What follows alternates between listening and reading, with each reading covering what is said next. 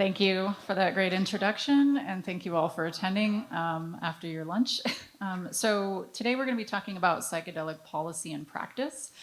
So my name is Jessica Nielsen. I'm on the board of directors for Big Psych. I'm also the president and founder of the Psychedelic Society of Minnesota, and I also chair the state's Psychedelic Medicine Task Force, which was created in 2023 by the Minnesota legislature to create a task force to research kind of the therapeutic potential and potential applications of psychedelic medicines such as LSD, MDMA, and psilocybin, and whether there could be a program for access in the state of Minnesota. So just to kind of give you some context of what's going on nationally, there's actually 2 states that have legalized psychedelic medicines, one of which is Oregon, where they did a voter-initiated ballot where they actually voted on it as a state to legalize psilocybin services. It's not a therapeutic model there. They're basically just offering people psilocybin without any kind of therapy associated with it. And it's kind of an interesting space, and we can talk about kind of what that looks like in practice. Counter that with Colorado, their state also through sort of like a voter-initiated process, we're able to also create a system to legalize natural plant medicine, so not just psilocybin, but also other things that contain dimethyltryptamine and some other plant medicines and some mescaline-containing cacti, but not including peyote to respect Native American religious freedom. And then also locally here in Minnesota, we passed an executive order in Minneapolis through the mayor, which was an ordinance that basically deprioritized the enforcement of being able to access and grow and cultivate different natural psychedelics or entheogens. And so that doesn't mean they're legal. It just means that the mayor has instructed the police to not go out of their way to try to enforce anything around these substances, with the exception of commercial sales and sort of commercial manufacturing. So beyond that, it's kind of like people can access it. It's not legal, but it's not something that the cops are going to go out of their way to enforce. And so we're trying to think about this on a larger scale in terms of the state, because deprioritization in a city doesn't necessarily mean that it's okay. Like the county sheriff could get involved if he wanted to. The state could get involved if they wanted to. So really full decriminalization has to happen at the statewide level in order for everyone to be protected. But again, that doesn't make it legal. It just means that it's not enforcing, policy around drug enforcement and things like that. So I'll leave it at that to just kind of lay the landscape of how things are working, but really trying to figure out how to create a system in Minnesota where people can access psychedelic medicines in the above ground space where it's safe and equitable and accessible. So I'm going to turn it over, and I want to have each of our lovely panelists introduce themselves. So just say your name, what your kind of angle is in the space, and kind of how you're thinking about drug policy related to psychedelics.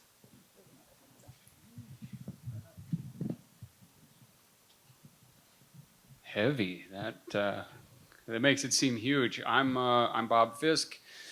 I've been working in the psychedelic and mental health space for about 20 years now. I am glad to be a part of the decrim efforts here in the state, and I think really my angle, or kind of my approach as I listen into a lot of the conversations that we've been having, is trying to ensure that we're not taking missteps. A lot of times people want to just get their foot in the door, and so they open up something in a state, but inadvertently kind of close off another opportunity. I tend to be a little bit more on the side of, I guess it would be considered kind of the community perspective. And so as we start entertaining both the more of a medicalized or therapeutic model, which I think is great, I just am cautious about making sure that we don't blast open one door and close another off completely and make it really difficult for access to be equitable. Yeah, my name is Brian Ebert. So I guess my role specific to this panel is the co-founder of Decrim. So started that with Jessica and a bunch of other people. And that was the group that got the executive order passed in Minneapolis. So we had started working on it with City Council of Minneapolis in 2019. We were actually going to be the second or third city to deprioritize in the country. It was actually slated for a vote, and unofficially we had all the votes in City Council. And then we had COVID and then murder of George Floyd, so understandably took a back seat. So we worked on that incredibly hard for 4 years. And then, Mayor ended up passing it in 2023, right? June, something like that. put a bunch of work in there. My interest in drug policy, so my fundamental argument is cognitive liberty. So in my opinion, every adult has the right to do with their own consciousness whatever they see fit in whatever way that looks. And so I think that all drugs should be decriminalized. I think that nobody should be put in a cage for what they choose to do with their own mind, because I wasn't invited to that meeting. I don't know if any of you were, where they told us that they can have control over your mind. So trying to work to reclaim that power.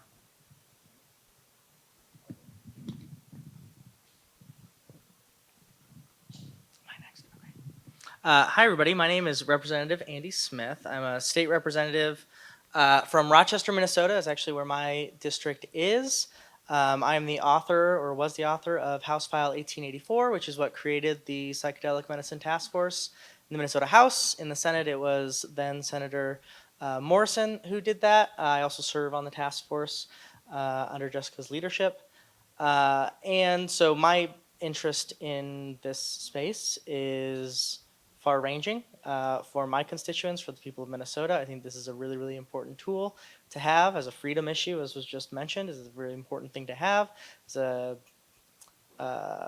prison justice and reform issue. People shouldn't be locked up for having these things in possession. So it's a wide-ranging issue, but also in my position as a publicly elected official, we also have to weigh that with, the general public, their opinion, and all of the details that go into creating these potential programs, which are vast, and a lot of questions need to be answered about a whole host of things. So I'm sure we'll get more detail through the rest of the panel, but glad to be here. This is a much more exciting place than most Q&As I do, so thanks for having me.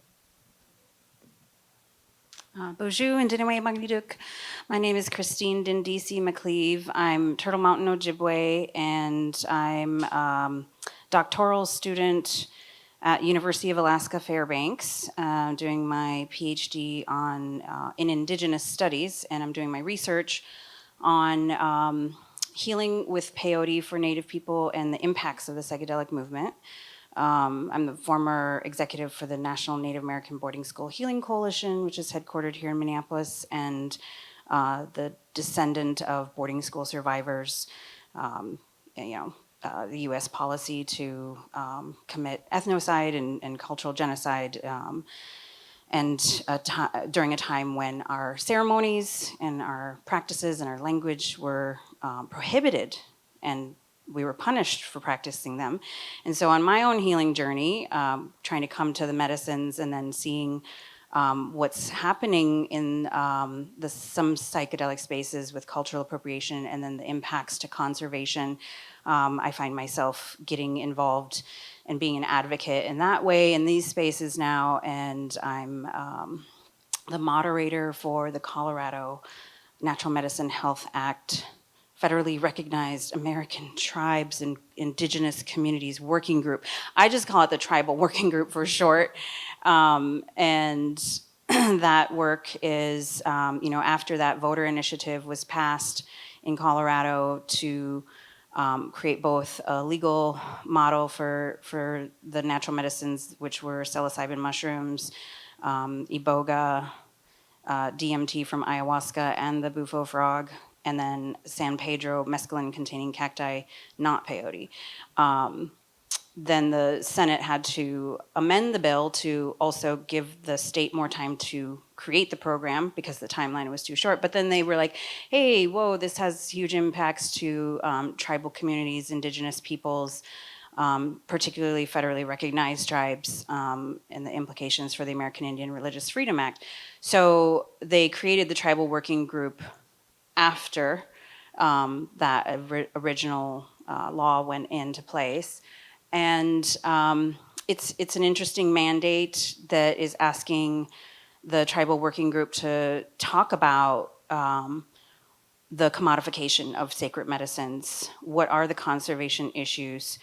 How can misappropriation be avoided? And so we're meeting monthly, and we're going to write a report and give some recommendations. Wish us luck. It's a big task, So that's a little bit about who I am and what my perspectives in this space are. Thank you. All right, so I'm going to key up a few questions for our panelists, and then I do want to give us ample time for questions from the audience on this subject. So I guess just to piggyback, Christine, on kind of what you were just talking about, given the fact that many of the rules seemingly, so from the outsider's perspective, in Colorado, a lot of the rules have already been made. And then there's this talk about this tribal working group kind of being an afterthought. And so I'm curious kind of how is that rulemaking and the recommendations actually going to have some teeth in future rulemaking in Colorado? Yeah, I'm so glad everybody came here to listen to talks about policy. It's so exciting. But I think really it's what's happening in Colorado is interesting, and it's important for other states and all of us all across the country who are interested in this movement, for various reasons. Because, like I said, the voters passed a bill that didn't consider the impacts. And so, there's some things that are political, like tribal nations are sovereign nations, and whenever the federal government or the state government passes a law, they're supposed to consult with those tribal nations, and it's just it gets into this whole area about sovereignty and tribal rights that I think a lot of people don't understand. So they just didn't include it in the bill, and so it was up to the Colorado Senate and representatives to fix that and say, we do need to consult with the tribes in our state, and it's interesting because the way the Colorado Natural Medicine Health Act is set up, those medicines that I mentioned, the rules are being written to create the program and the licensures for psilocybin facilitators only right now. So all the meetings that have been happening and all the rules that are being set up and all the structure that's being put in place is just for mushrooms to go forward. And then the act says that they have until 2026 to make decisions and work and move forward to implement the other medicines. So really, even though, yes, the tribal working group kind of was this afterthought, and our report will hopefully come out at the beginning of next year, but that's also when the program launches. So the rules are being written right now, and so the concern is that our report doesn't impact the rules and the program's developing structure.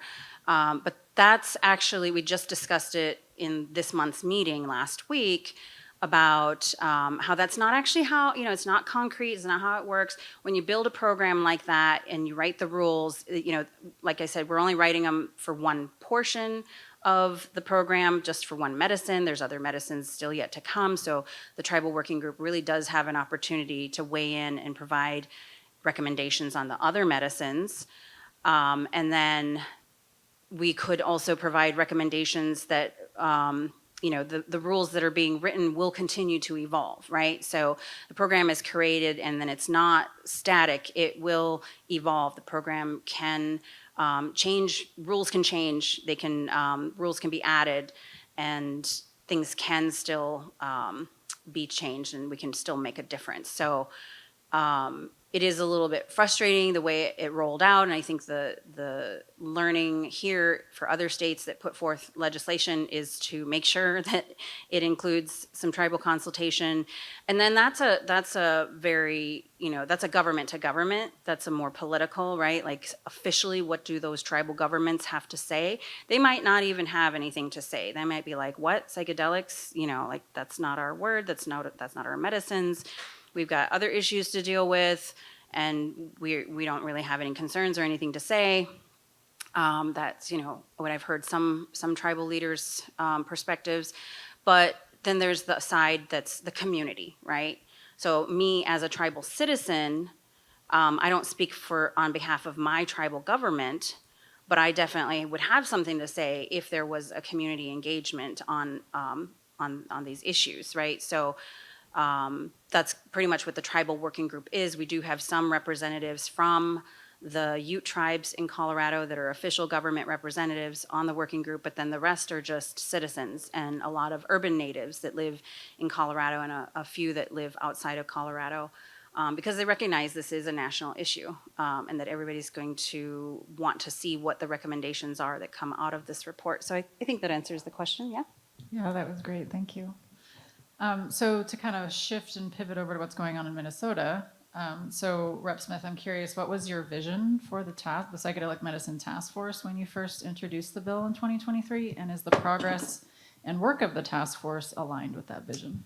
Yeah, another big question. I think so. Maybe to back up of how Minnesota is different than a state like Oregon or Colorado is we aren't a referendum state, meaning that citizens don't write laws and then through a series of actions are able to put it in front of the whole state and they vote on it. We can talk about if that's good or not. I'm actually a fan of that because, I'm not going to get into that.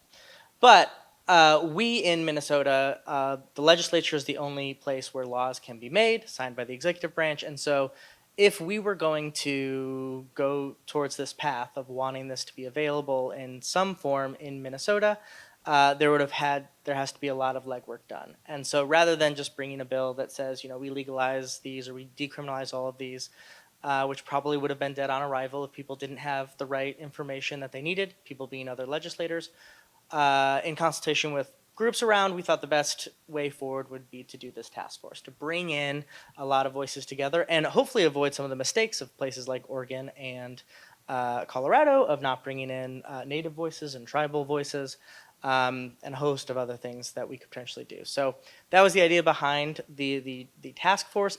Initially, it was really supposed to be all-encompassing for psychedelic substances of any kind, sort of the broader definition of that term. The shortest version is that became too expensive for us to be able to get it passed, and so we focused on the three highest researched, at least in modern scientific community terms, for psilocybin, LSD, and MDMA. And I think our task force, for the most part, has done a really good job. We've sort of focused on four broad bins or baskets or categories, or however you want to say it, which is decrim, the positives, negatives, what we can do and what we can't do at a state level, having some sort of medical program like we did with cannabis, having some sort of adult recreation ability, which is a bigger task but also important. And then the fourth one is really this larger issue of research and how do we continue to allow this to have a place in the scientific community and discussion, which is really difficult on a state level because honestly we just don't have the resources that the federal government has as far as the FDA and trying to push forward different scheduling of those drugs. So broad version, that's what we're trying to do in the task force. I think we've done a good job. Our final step is we do give a recommendation or report to the legislature that is due January 1st.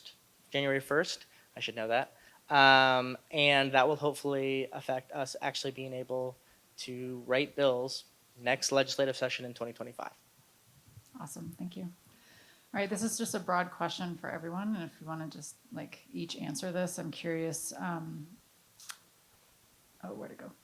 What is the ideal endpoint for drug policy in Minnesota and nationally, and what does a post-prohibition world look like? I'll take this one. I don't know. In my opinion, the work, then this is just me speaking, but the work of drug policy reform is not done until every person is able to do with their consciousness what they see fit. Like I say, my core argument is cognitive liberty. It just so happens that psychedelics, entheogens, plant medicine, whatever you happen to say, that's definitely the easiest sell in terms of oh, look they're really good for mental health and trauma and all this stuff. So it's really palatable. This is kind of the approach that Mapstra was trying to take with MDMA. Oh, look it's for veterans and people, and it's that's great, and that's why it's so palatable. But really, what we're trying to do, or what I'm trying to do, is to end the war on people that use drugs. That's what I see. And so, in my world, what a post-prohibition world would look like is that people are able to use their consciousness in whatever way they see fit.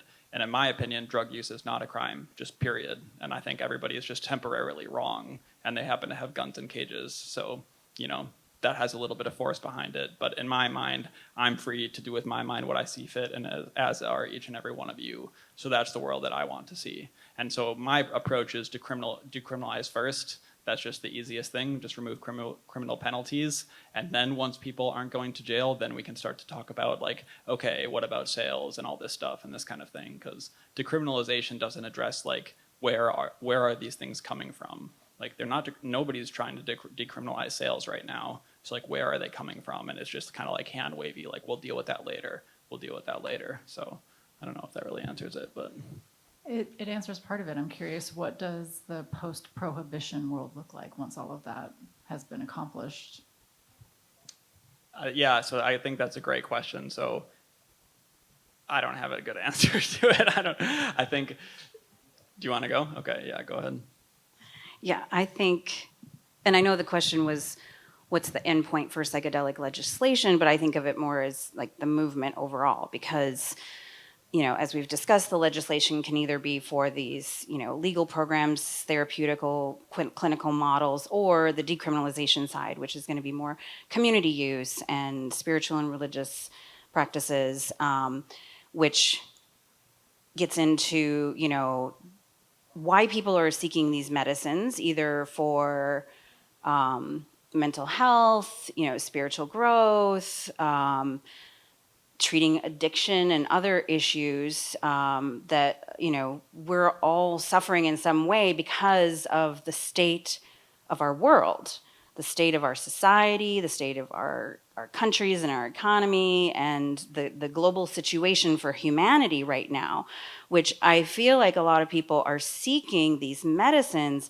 not just as compounds themselves or chemicals and experiences themselves. They're also seeking something deeper and more meaningful. A lot of times we're seeking the cultural wisdom and traditional knowledge that comes from the ancient traditional practices of the indigenous peoples who worked with these medicines. And that's where, I don't have as many answers because, where's the line between cultural appreciation and appropriation? And as an indigenous person, I feel like there's a lot of harm that comes from that, from a society that, and it's not like any one person's fault, right? We're products of our environment, but from a society that, as I mentioned, just a few generations ago said that these same ceremonies, practices, knowledge, and traditions were demonic, evil, illegal. And so what do we do as a society, as a community, as a culture, as a species to address that? Is the end goal of psychedelic legislation or the psychedelic movement for us to, what does post-prohibition look like? We all walk off into the sunset and we're healed, or like Doblin says, net zero trauma by 2070. No, it's not going to happen until we get to the root of the issue, which is how we've formed our society, the structures, and the legislation is a piece of that, right? So I think it is important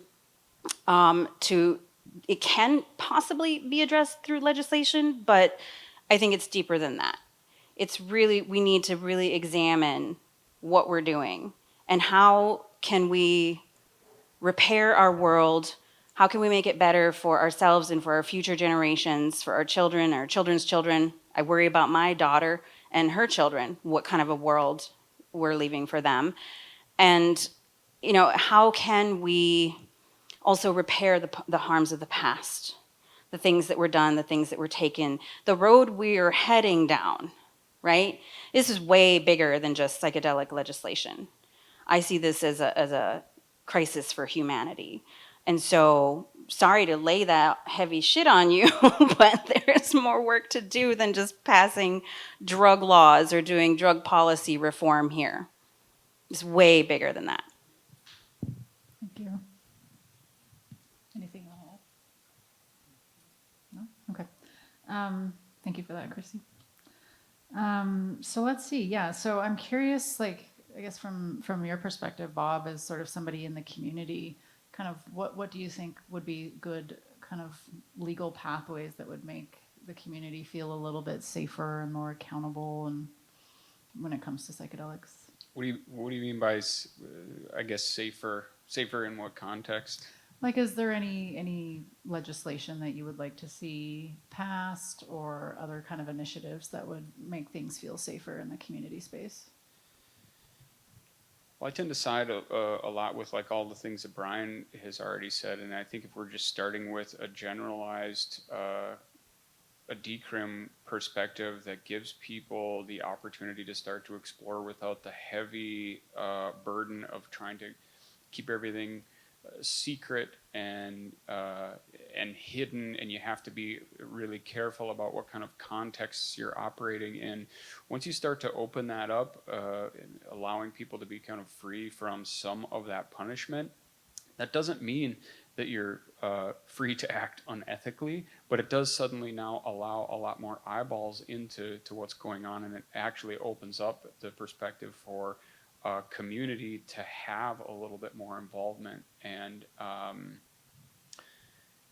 kind of, I guess it's like some self-corrective measures, because now this is something that we can talk about together openly without fear of some type of criminal act or criminal punishment happening. So it's just, as a first step, it allows things to be safe because it allows people to kind of take a look at what's all happening, and we can start to get that involvement that way, I guess. Anything to add, Brian? All right, I have another question for you, Rep. Smith. Yeah. I'm curious, I know you're up for re-election this year, but hoping, fingers crossed, that you do get reelected and you can hold on to your seat. Is there any legislation that you're working on in this space that you're excited about, or is there anything that like the work of the task force might help to inform anything that you plan to introduce if the task force doesn't? Yeah, I mean, the answer to that is yes and yes. Task force will definitely inform how we can go forward. Specifically, we have reps from most of the government agencies that would most likely be involved in a program that we would form, whether that is medical and clinical, whether that is adult use, whether that is like the public safety apparatus and decriminalization. So all of that will be important, what those agencies recommend. But the cool thing I think of the legislature is that we represent the people, we don't represent those agencies. So they can tell us something that they would like to happen, but if the will of the people is something different and better for them, we can tell them that we need to do things differently. So it's always a push and pull on those discussions. I'm being vague sort of on purpose because we haven't done that final report yet. But I will just say, from my perspective, I am dedicated to bringing at least a decrim bill next session of some kind. We just don't know the scope of that yet. What we think is doable, obviously, we would have to have support in both chambers of the legislature and have it signed by whoever the governor is. Just as a practical matter, I think if we can just get one or two things passed, and that's all we can do, it's better to get that done than to stand in purity and say, no, until we can do everything, we're not going to do anything. There's different thoughts on that, I know, even in the community, I'm sure, but that's sort of where I'm at, is that if we can have people who aren't being put in prison by next May because we got something passed, that's worth it, even if it's not everything. And so there's a lot of questions still to come, but I think that is one big thing that we're going to try to get done this session. And then the other thing really is we would like, I'm going to say I really would like to see some sort of clinical medical program at least start to be planned, because I do think this is a really important tool in a wide range of mental health needs in our state. And to have this as a tool for people to use, I think would both help sort of from a publicity standpoint, for lack of a better term to say it, but also just from, I want people to have every possibility to get help for PTSD, for depression, for potentially addiction. Research is still upcoming on that, but I want that to be available. So those are kind of the two, personally, that I see as like the most viable for 2025, but we just don't know. There's an election between then and a lot of water that has to go under the bridge before we know what's going to be what. Thank you. And I just want to acknowledge, I don't want to call you out or anything, but we do have another task force member in the audience. Just want to say hi, Donovan. Thank you for coming. Hi, Donovan, in the back. Yeah, I've seen a couple different task force members today. I don't know if you want to come up and say anything. I don't want to put you on the spot, but I just want to say thank you for coming.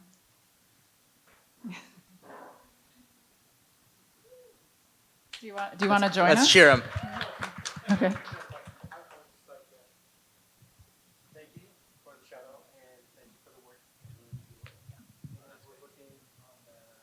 the mic?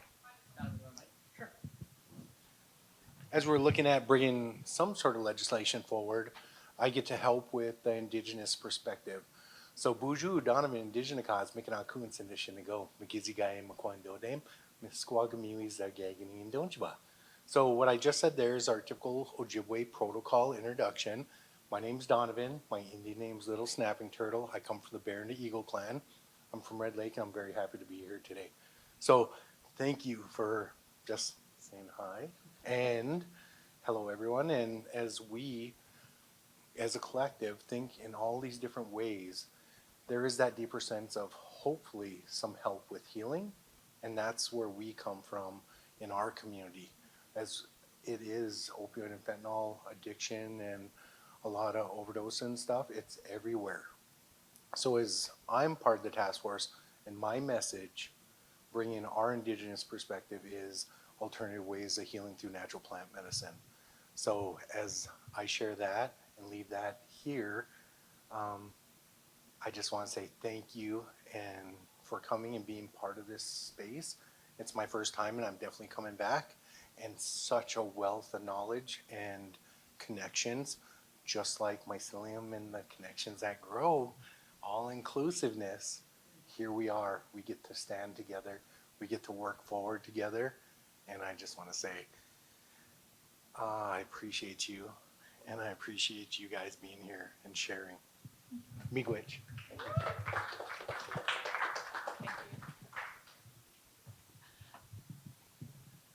Thank you, Donovan. All right, so we're going to open it up now for Q&A from the audience. If anyone has any questions for any of us on the panel, just raise your hand and we'll call on you. Yep. So mainly regarding the Native Religious Freedom Act. Can you describe more what that is, and is it only for Colorado or is that federal? And is it something you recognize with other states? It is a federal act, the American Indian Religious Freedom Act of 1978. And then it was amended in 1994 because a case had to go to the Supreme Court. And so the amendment specifically outlines provisions for religious and spiritual use of peyote. But the reason the American Indian Religious Freedom Act was needed as a piece of federal legislation is because of prior legislation since the beginning of the country's inception that was, like the Dead Indian Act or the Indian Removal Act that were aimed at assimilation. And so we were not really being covered under the First Amendment and didn't have religious freedom. Instead, there were pieces of legislation that were aimed at making our ceremonies and our spirituality and our religion, if you would call it that, illegal. So we needed a special act. Also in 1978, the Indian Child Welfare Act was passed to prevent our children from being taken and removed by the state, by the federal government. They were taking our children for generations and sending them to these boarding schools where they were forced to speak English, forced to pray as Christians, beaten and brutalized if they did their traditional ways or spoke their traditional language. So that's the historical context, and that's why that act is really important to know that it exists and why it exists, right? We needed a special act for our religious freedom. We also didn't become citizens of this country until 1924. So, the native people of Turtle Island, which is North America, have different situations. Canada's different, Mexico's different, but the way the United States has treated indigenous peoples is unique, and that act also protects our right to pray in our language, to use eagle feathers, which are illegal for other people to have, but for us as citizens of these sovereign tribal nations, we can use them for our spiritual practices. What else does the act cover? Things like that, right? So the ghost dance movement was what led to the Wounded Knee Massacre. And all they were doing was praying, singing, and dancing. And they had to do it at night because it was illegal, so they had to do it in secret. And then when people found out they were praying, singing, and dancing, they were so scared and horrified they thought it was going to be an uprising. So they sent in the cavalry, and the Wounded Knee Massacre happened, where they killed, hundreds of men, women, and children because the people were praying. So these the historical setting is really important for us to understand. So yeah, a lot of times the legislation goes forward and it doesn't take into account this history or the rights of tribal nations. I did work with the Decrim crew to make sure that the Minneapolis Decrim said excluding peyote. But just last week, Olympia, Washington decriminalized psychedelics, and they did not make a special provision for peyote. Now, not all Native people use peyote for healing, but those who do are protected under the American Indian Religious Freedom Act, and the plant is endangered. There's conservation issues for all of the natural plants except for mushrooms because they can grow anywhere. But ayahuasca is, declining. Like, people are, there's deforestation. People are having to cultivate it. It's no longer found as much in the wild.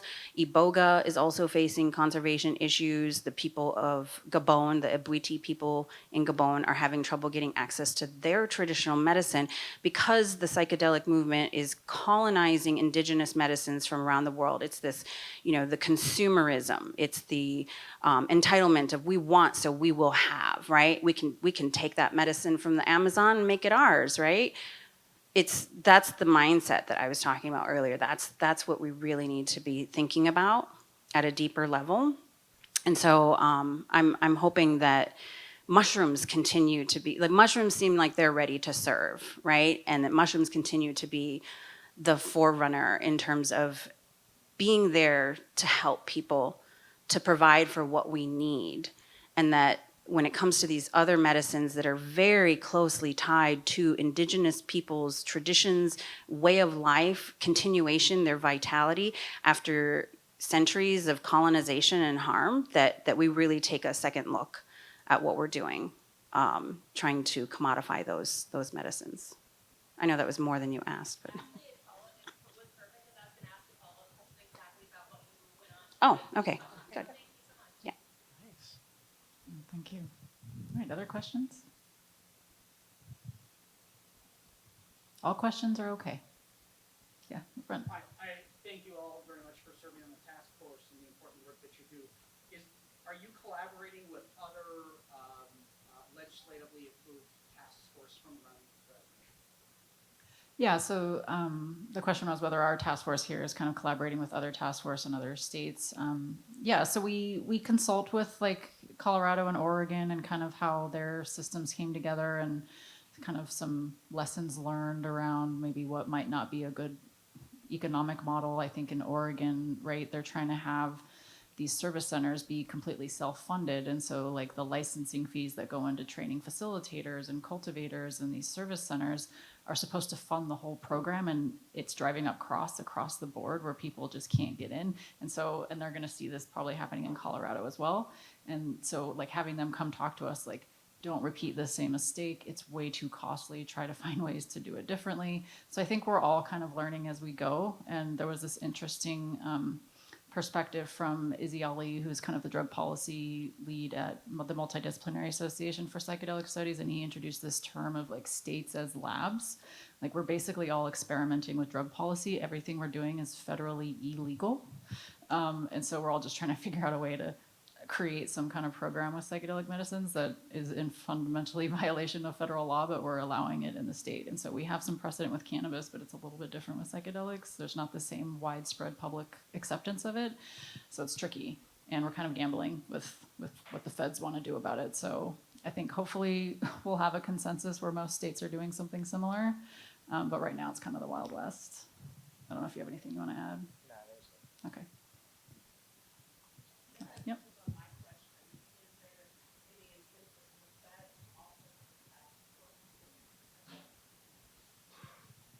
There should be. The cool thing about so the question was, should there be an incentive for the feds to also have a task force? The answer is yes. And there is some bipartisan support. What I send around to my colleagues all the time is that AOC and Rep. Crenshaw were on the same bill asking for more research about MDMA for veterans suffering from PTSD. So there is some fire under there. And as I mentioned, actually, Kelly Morrison, who is our Senate author, is going to be a congresswoman after this election. So she will be in DC and hopefully bringing some of the lessons she learned from there here.